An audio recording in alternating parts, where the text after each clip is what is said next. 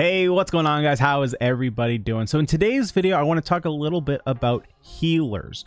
There are quite a few healers in the game, and I've noticed that some people are using more of support heroes as their healers, and I think that this could lead you into kind of a trap once you get down the road, right? Once you're in the beginning of the game, you don't really need a super strong healer.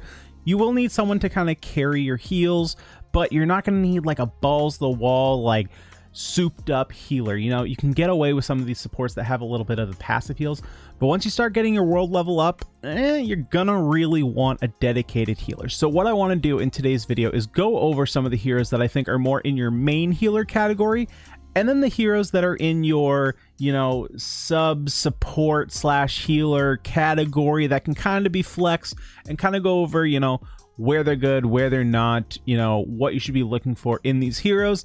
And so that way you can kind of take a look at your own team and say, oh man, I'm using one of these healers that, you know, maybe is not the strongest when it comes to the late game. Maybe I got to look at investing in one of these other heroes. So without further ado, let's hop right in and talk some healers. All right, so now on screen, you'll see the three heroes I have here, Barbara, Jean, and Chi-Chi. These are the three that I would consider to be your main healers. So let's go into a little bit about all three of them. So first off, let's take a look at Barbara. Her heals are going to be scaling off her HP and attack, and she's going to be like, in this game, she is your healer. Like, there are other characters who can heal, but she is like the dedicated, she's going to heal, she's going to do it the best that she can. Now, obviously, she's going to be doing damage because in this game, pretty much all heals are based on doing damage, but her skills are going to be a little bit more prioritized to healing as opposed to damage. Her skill will both passively restore HP to the active hero, and it will also cause Barbara's normal and charged attacks to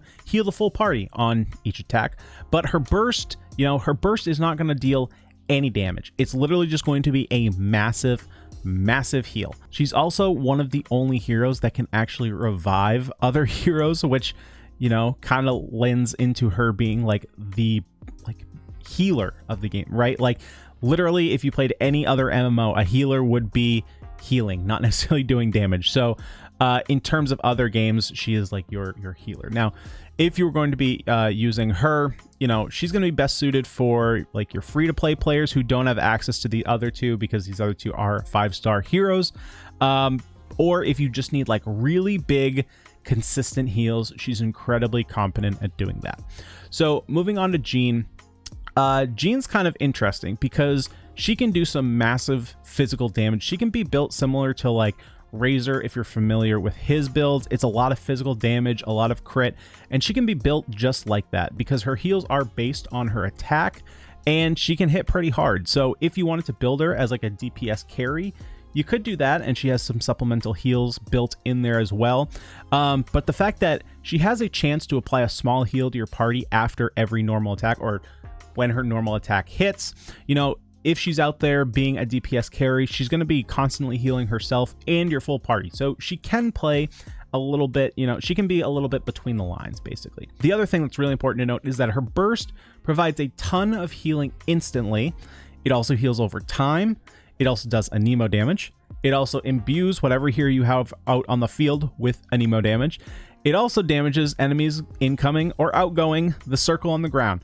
That is a lot of things happening from one burst. But the big important thing here for her as a healer is that it will provide a ton of healing immediately.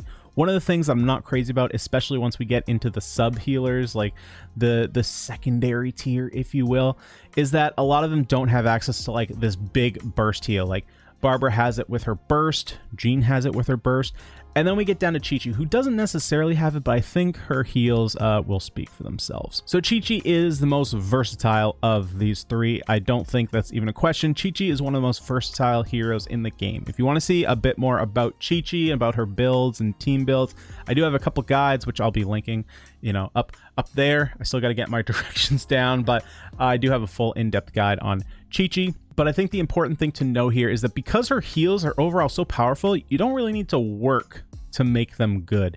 If you wanted to go like a cryo build instead of attack build, you could, just because her heals heal so much, and you really don't even have to do anything for her to heal your team. So looking forward, her skill basically does the same thing as Barbara, but with cryo damage. Not basically, it does the exact same thing.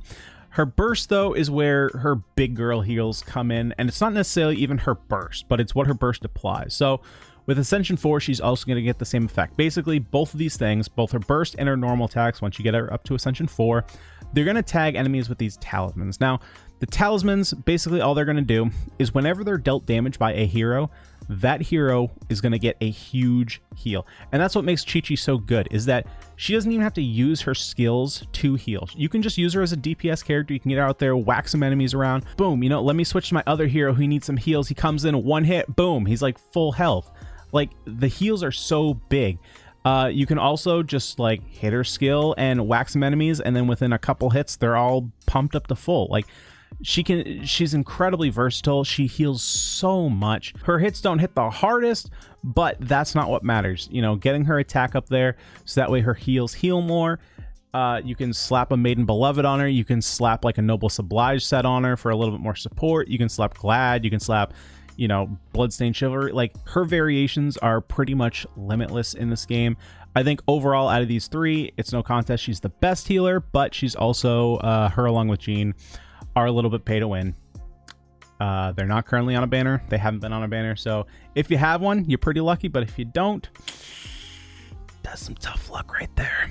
All right, so now we move on to the sub tier, second tier, whatever you want to call them, the second string healers. Now, the first two, we're going to talk about the first two on the left, Noelle and Diona.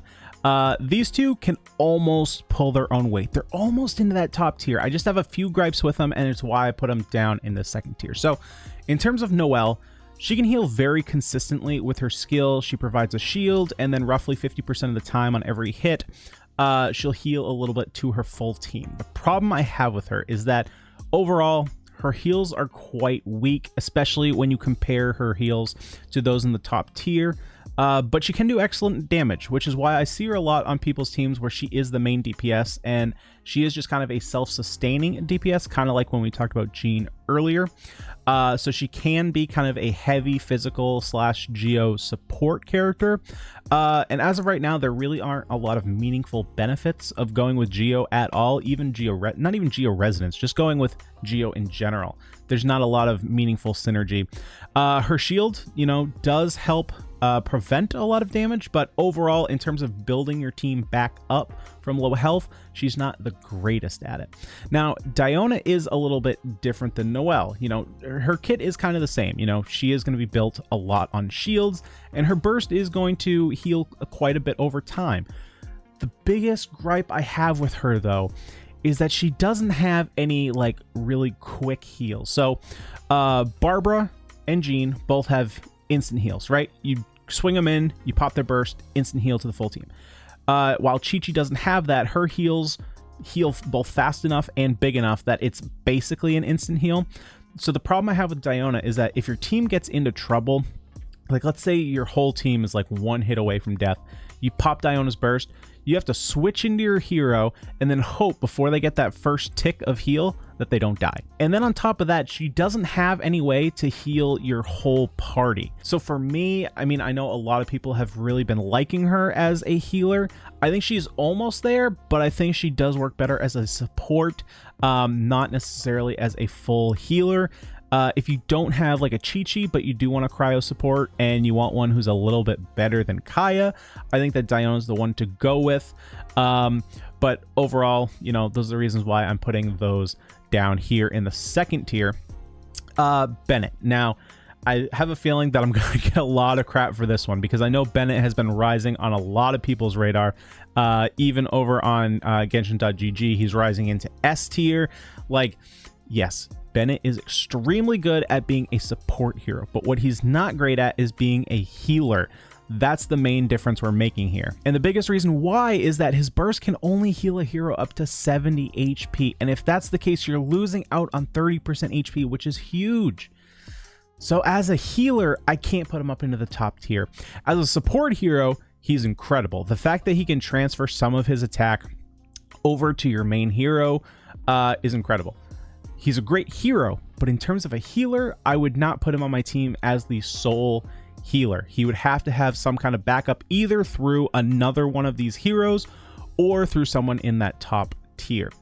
And lastly, we have Xingqiu. Now, Xingqiu is out of these probably the worst when it comes to healing, but he does have heals in his kit, so I feel like we do have to talk about him. So the thing is, his heals are extremely delayed. So both his skill and his burst are going to create rain swords based on how many constellations you have. It could be either 3 or 4. And basically, if your hero gets hit, one of those rain swords is going to disappear and prevent some of the damage. But if you don't get hit and those rain swords just, you know, come off cooldown, they're going to heal your hero, your main hero, for a bit of their health. Now, it takes quite a bit of time for those rain swords to go away, so you're not going to get heals immediately. But, I mean, if you're not getting hit, the only way to get healed is if you're not getting hit, I should say. So, I mean, in that sense, you're still getting the heals. But, you know, as a main healer, there's no way he's a main healer. He just takes way too long if you wanted to heal your full team. Trust me, I have sat through the game trying to use his skill and burst to heal a full team, and it takes forever. Now, if you're using him, I wouldn't even count Xingqiu as like a secondary healer. So like, for example, if we were running a team comp that had Chi-Chi and Bennett, I would say you have 2 healers, right? Even though he's a sub-tier healer, I would still consider that you have 2 healers because you have like a main healer. Even if you had, say, Diona and Bennett, I would still say that you have 2 healers because you have 2 units that can heal simultaneously, right? If you had, say, Diona and Xingqiu, or let's say Chi-Chi and Xingqiu, I would say you only have 1 healer. I don't think that Xingqiu's kit actively works as a healing kit, especially once you get up to higher world levels. Now, I have a feeling that there are going to be some people who are at lower world levels saying, oh, my Xingqiu does great. He does so much healing. I don't need anyone else. Well, let me tell you, I've been in that situation before for a long time. My main team was Razor, Fischl, Xingqiu, and Kaya. And that worked for a while. But as your world ascension goes up, I'm telling you, you're gonna want someone who can provide very steady heals. So if he is the only healer on your team, I do recommend starting to look for a new addition, because you're gonna really want it as you start to level up your world levels. So now, guys, those are all the heroes that you could consider healers in Genshin Impact. Now, the purpose of this video is not to tell you guys which healer you should go with. That is going to come down to your overall team composition. That's going to come down to who you enjoy playing the most. It's also going to come down to who you have access to. And I'm not here to tell you what that is. I'm just here to tell you that, you know, there are some healers that I think are better than others in what they do. Every hero in this game has a purpose, but not every hero has the same purpose. And some of the heroes, look, they just do things better than other heroes. So, you know, if you're looking to build a healer on your team, this video was not intended to be to tell you which hero you should go with, but more along the lines of, is my healer sufficient for my team? And hopefully that does help you guys out a little bit.